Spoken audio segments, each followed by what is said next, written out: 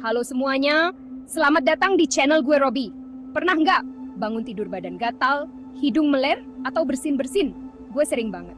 Ternyata pelakunya bisa jadi tungau. Makhluk mikroskopis yang hidup bareng kita tanpa kita sadari. Di video ini, gue bakal bongkar 7 fakta mengerikan tentang tungau yang wajib kalian tahu. Yuk, langsung aja kita mulai. Fakta pertama yang sering tidak disadari banyak orang. Tungau rumah ternyata bisa memicu reaksi alergi yang cukup parah. Bahkan pada orang yang sebelumnya tidak punya riwayat alergi. Sebenarnya, bukan tungau itu sendiri yang menyebabkan alergi, melainkan protein yang terdapat di kotoran dan tubuh tungau yang sudah mati. Partikel-partikel mikroskopis ini sangat ringan, mudah berterbangan di udara, dan tanpa sadar terhirup saat kita bernapas. Akibatnya, bisa muncul gejala seperti bersin-bersin, hidung meler, mata gatal, bahkan serangan asma. Bagi penderita asma, keberadaan tungau di rumah bisa menjadi pemicu utama kambuhnya gejala. Sehingga sangat penting untuk waspada. Jadi, jika kamu sering mengalami alergi tanpa sebab yang jelas, sebaiknya curigai adanya tungau di rumah dan lakukan pembersihan secara rutin untuk mengurangi risikonya. Jangan kira tungau cuma di kasur. Banyak orang mengira tungau hanya bersembunyi di tempat tidur. Padahal kenyataannya jauh lebih luas dari itu. Mereka suka tempat hangat dan lembab, kasur, bantal, sofa, karpet, gorden, bahkan boneka, dan tumpukan baju di lemari. Semua tempat yang sering kita gunakan sehari-hari bisa menjadi rumah favorit bagi tungau. Di mana ada debu, di situ ada tungau. Debu yang menumpuk di permukaan furnitur, rak, atau bahkan di udara bisa menjadi sarang mereka berkembang biak. Mereka bisa berkembang biak di hampir semua sudut rumah. Dari sudut-sudut tersembunyi, bawah perabotan hingga balik tirai, tungau bisa bertahan hidup tanpa kita sadari. Jadi, jangan lengah. Musuh tak terlihat ini bisa ada di mana saja. Bahkan di tempat yang tampak bersih sekalipun, tungau tetap bisa bersembunyi dan berkembang. Kesadaran ini penting supaya kita lebih waspada.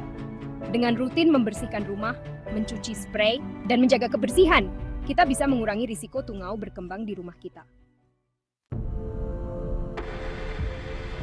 Bersih-bersih biasa nggak cukup buat mengusir tungau.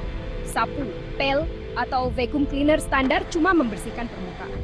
Tungau menempel erat di serat kain, susah diangkat. Membersihkan dengan kain basah sedikit membantu, tapi belum membunuh tungau di lapisan dalam. Dibutuhkan strategi khusus untuk benar-benar mengurangi populasi mereka. Jadi, kalau alergi nggak membaik, mungkin karena tungau masih bertahan. Buat yang punya kulit sensitif atau eksim, tungau bisa memperparah kondisi kulit. Alergen dari kotoran tungau gampang masuk ke kulit yang lemah, memicu gatal, kemerahan, dan iritasi. Tidur pun jadi nggak nyaman, kualitas hidup menurun. Mengurangi paparan tungau penting buat manajemen penyakit kulit. Tungau ukurannya super kecil, nggak kelihatan mata telanjang. Mereka cuma sekitar 0,2 mm, jauh lebih kecil dari pasir. Karena nggak kelihatan, kita sering lengah dan merasa kasur bersih. Padahal, bisa jadi ada jutaan tungau di spray yang tampak bersih. Kita harus proaktif, jangan cuma percaya apa yang terlihat.